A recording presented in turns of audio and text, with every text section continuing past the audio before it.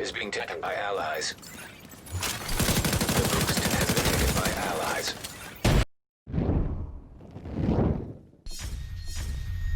What's up, agents? Patrick Wolf here. Welcome to another Division 2 build video. Today's video is going to be the Savage DPS 2.0 build. This is a very special build. I released the original one a couple of weeks or a month or two ago, and it did really well. The damage was unbelievable, and I finally found something to match it. This build is so strong in PvP right now. I've done a lot of testing. I farmed quite hard for this. It's taken me quite a while to get this build together. Just over 2.5 weeks. If you guys have been watching the streams, you'll know the struggle's been real. And if you do want to come watch me stream, my links will be in the description. I go through hell trying to test these builds, trying different combinations. I get wrecked a lot of the time, but I learn and then I adapt and then I apply those lessons to these videos. So hopefully you guys appreciate it. And I do apologize if I talk too much sometimes, but I need to make things very clear because so many times people tell me that this is better, and it really isn't. Things on paper do not equate into strong items in the game. If you guys play the game a lot, if you play PvP, it's all about how you play, and so just keep that in mind when you see this build. Don't just copy it, use it as a template and adapt it to your own playstyle. So let's go through the specializations, and then I will explain the build, how it works, why it's such a good PvP build. You can use it in PvE, but I would recommend more in PvP. So the technician specialization is something that I've been using constantly. You can use whatever specialization you want. You don't have to use it. The reason why is because I get that juicy skill tier. It helps me with a shield because we're going to have, this is going to be a Savage DPS build. We're going to be not squishy, but we are going to be more into the DPS, more reds. So this does help us have a stronger shield. If you guys, I see people complaining about the shields all the time. If you don't use a shield, you're hindering yourself. Shields are really strong, to be honest, too strong right now. So make sure you utilize it. We have got 15% bonus armor while aiming a skill. We do get a whole bunch of other stuff that is quite useful, but like I said, the skill tier for me is the best thing about it, and obviously the linked laser pointer, which is one of the greatest attachments the game has ever added. So make sure you have this unlocked, and it only fits to long barrels, so make sure you utilize the right gun. Luckily the gun we're using, it can fit, so you can use whatever specialization you want depending on how you want to play, how you want to benefit from it. So just have a look, read through every single element, you know, quite in depth, because otherwise you might be hindering yourself. So now that we've well, I've showcased it, the specialization, explained it a bit, let's have a look at this build. So the idea around this build was I wanted to try something fresh. If I'm completely honest, the Eagle Bearer would be the perfect weapon with this build, but because of the accuracy buffs. So the FAL is something that I've not really been a fan of too much. I've been trying it lately, and I think I found the perfect build to kind of give this gun a chance, because it hits like an absolute truck. The mag size is low, the RPM is quite low as well, but we're gonna completely throw that away because we have got increased RPM, increased weapon handling. It is a laser beam from range. This build is perfect for out DPSing any kind of shield build. If you guys go up against an Intimidate player with a tier 6 shield, whatever, with a Lady Death, any kind of other DPS players with Eagle Bearer with the shield, because you know guys, a lot of people using shields, so are we, because obviously we need it for that extra damage. You can absolutely destroy them from range. This is more of a medium to long range build. I don't recommend face tanking somebody, but the damage output is unbelievable, and the DPS is just mind-boggling. The reason is because we have got extra weapon handling, because you're probably wondering to yourself, oh, concussion, is this a headshot build? It is. The main focus of this build is to hit those headshots, and let me tell you something now. I understand. I played console for over 2 years on Division 1, and I didn't really struggle to hit my headshots. So I think if you guys struggle to hit your headshots, and if you're a console player, go into the firing range and go and practice, get better. But I do warn you, it is not the easiest build to use. This is going to be a bit more difficult, but it gets the best outcome. And I think if you're on console, the fact that we spec into weapon handling really does make this a lot easier than you think. Getting headshots is not that bad, but obviously this right now, concussion is one of the best backpack talents to pair with this setup that I have now, because it's going to be great for destroying shields, because if a player pulls out a shield, you want to DPS his head, and this is perfect because the striker gives us extra rate of fire, which really does it really does raise the RPM of this weapon and makes it a lot stronger. Because it hits like a truck, we are mitigating the fact that it has a low RPM, and we're giving it a boost in RPM, and it actually does a lot more damage from range than any other assault rifle in this game. Maybe besides the Eagle Bearer, because the Eagle Bearer is really good from longer ranges with accuracy buffs and everything like that. So just keep that in mind. So this is just going to be straight up raw damage. You can blitz through any player in the Dark Zone, any player in conflict. It works amazing. So we've got a 1.1 million armor. We're quite squishy. I don't recommend running Unbreakable, guys. Unbreakable is really not strong in PvP. Don't run it.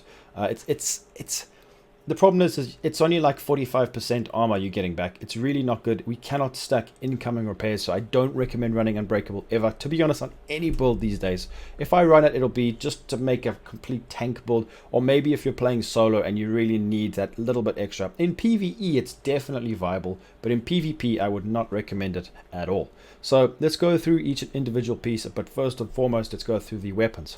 So the FAL is something I've been trying out. I know a lot of people do enjoy this weapon. I got so many people requesting me to utilize this. I gave it a chance, and at first I wasn't too impressed, if I'm honest, because of the low fire rate and the low RPM. But I gave it a go, and my word, it is accurate. It's a laser beam, and it hits like a truck. That's the thing as well. If you're on console, you might be a bit scared, but you only need to hit a couple bullets. You can miss some shots, and you can hit a couple bullets, and it absolutely just...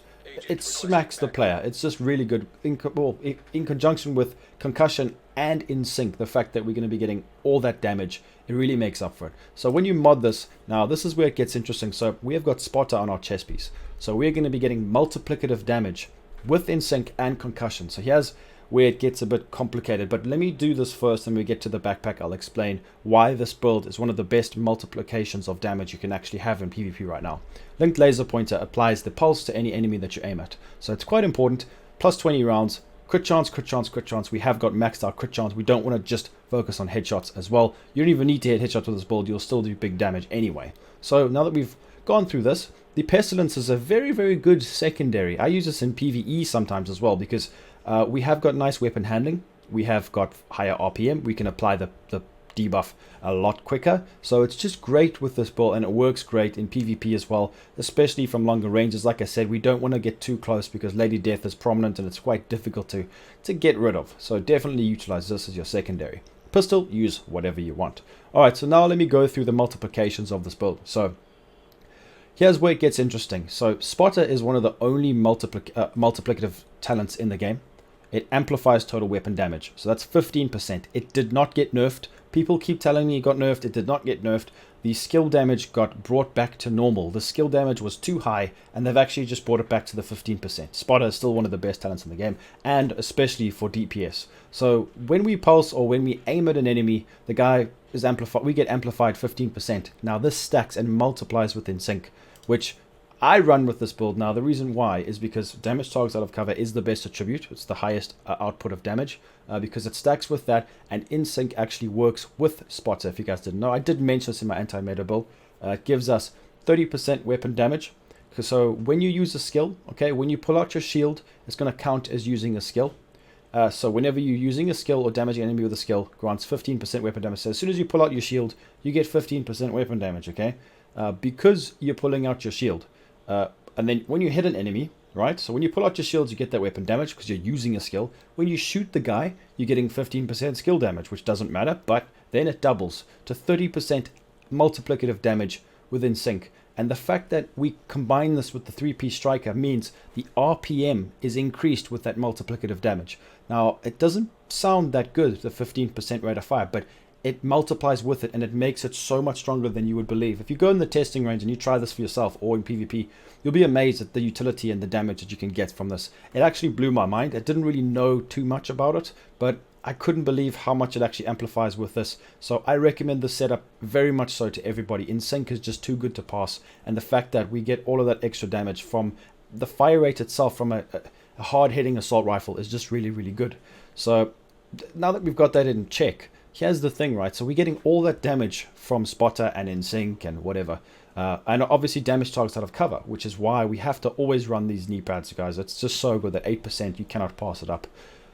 The fact that concussion now is a headshot damage, which is, I know I'm going to use the term again, but I'm using it correctly. It's multiplicative as well. So this is now going to scale from the original weapon damage to the headshots, which gives us extra damage way more extra damage than you can believe for the headshots. Now, vigilance is obviously very, very strong, but if you can hit your headshots, the damage output because of the original multiplications will surpass it.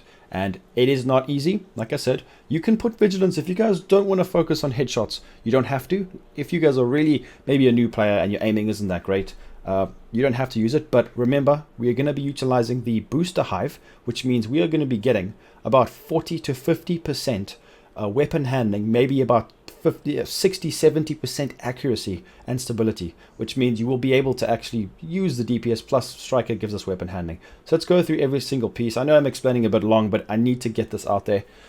So the mask, I've gone for armor because we don't want to be too squishy with this build. It's not a good idea, and we get extra skill tier for our shield. Weapon handling I have put on here. Well, I kept it because it's really good. 8% weapon handling, cannot pass it up. All mods are going to be going towards crit chance because we're not running a fully crit build. Well, to be able to obtain it. So make sure you guys put some weapon handling on this build. Trust me, the accuracy will make up for it because you want to be able to hit those headshots from longer ranges.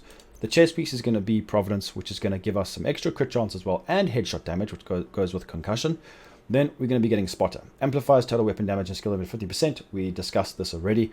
Hasbro, crit damage, it doesn't really matter. Headshot damage instead of hazard protection would be ideal because we're going to be using the booster hive to actually cleanse status effects. So if you guys get put on fire, drop the booster hive, it'll cleanse you of that status effect, and it's very good. I know it's not on me currently, but I do use it all the time. So the chest piece is done. The holster, I've gone for crit chance to get my crit chance up. Striker. Providence backpack is very nice. Headshot damage, crit damage. Concussion, very, very nice. Now, this works with all weapons. Don't be fooled. Headshots increase total weapon damage by 10% for 1.5 seconds for all guns. 5 seconds with marksman rifles. Headshot kills increase total weapon damage by 15% for 10 seconds. So that is not even the whole point of this build. This is not even, I didn't even mention this yet, but headshot kills increase total weapon damage by 15%. That's another 15% on top of what you already have. And guess what, guys? It's multiplicative. Yeah, I said it again, but I'm using it correctly this time. You are going to be if you get a headshot kill, okay, it's GG's. There's no one that will kill you. You will absolutely, if you can hit your shots the next target that comes your way, he's dead. I don't care who he is, you will destroy him. The amount of damage you get from this backpack when you get a kill especially is unbelievable. So you know what, don't even have to listen to me, just go and try it for yourself. It's very, very good, and I recommend it, especially if you guys are maybe even on PC and you're just confident with your aiming. Try it, it's crazy good. Then we've got crit chance modded on there as well. Striker's gloves. Now I've gone for crit chance because I definitely need that 60% crit chance in case I don't hit those beautiful juicy headshots. This is the best in slot. You need this, guys. The 8% damage targets out of cover is very important. I recommend this to everybody. Make sure you use this Fox's Prayer knee pads. It's too much damage. If you swap this for Fenris, you won't do near as much damage as the damage targets out of cover. Probably the best damage talent attribute in the game currently. So now that we've gone over all the pieces, go over the skills. I do not use this. Don't worry about the pulse. That's for PvE. I was actually doing a PvE mission trying this build, and it actually worked pretty well. The boost hive is what you should be using. This gives you some, because we've got a tier 1, it cleanses us of status effects and also gives you Hasbro. It's about 30%, which is nice. Another great thing is it increases your, the boost hive delivers a stimulant to nearby allies that increases their weapon handling, hazard protection, and melee damage. The hazard protection is good, but the weapon handling is something that, like I said before, it's very good, especially for, this is not a PC build. I really want to stress this enough. You can try this on console and it will work. It's not too hard because of all the weapon handling. That's why the booster hive is such a must-have. Now the shield is going to be important because everyone else is running a shield. We've got a tier 3 shield, so we're going to be getting extra damage as well, which is nice. When you mod it, make sure to put there are certain modifiers that you guys can put over here. So let's have a look. Damage bonus per enemy, and then shield health, and then shield health. Make sure you utilize this. Let's go over the stats and go through it quickly. Max out crit chance, 67 crit damage. Headshot damage could be more, but it's not about that right now. It's everything combined with the addition of headshots. So just keep that in mind. You can pause the video, you can have a look and see what you want. That's it. These are very deceiving, these stats. I don't even check these hardly when I'm doing my builds. To be honest, I normally check the crit chance to make sure I'm not overdoing it or underdoing it. That's normally it, because that don't really mean much, to be honest, guys. So now that we've gone through everything, let me know in the comments what you think of this. If I'm honest, this is not something that I thought I would ever be making, but this is literally from me testing and learning my lessons and absolutely going through blood, like crying all day long, getting wrecked by other players using, for example, the gun or maybe some striker pieces. And I said, you know what, let me give it a try. Let me try it, and I couldn't believe it. It was just really good. The damage that we can get from this is I think personally it's unmatched. The way that we combine everything together, and the extra RPM really does complement the weapon, and it's just really good. Give it a try, even if you're on console. It's really fun. Like I said, you can swap the backpack talent if you really want to, but it's just really good. So that being said, please make sure to leave a like, subscribe, and I'll be seeing everybody in the next video. Peace out, guys.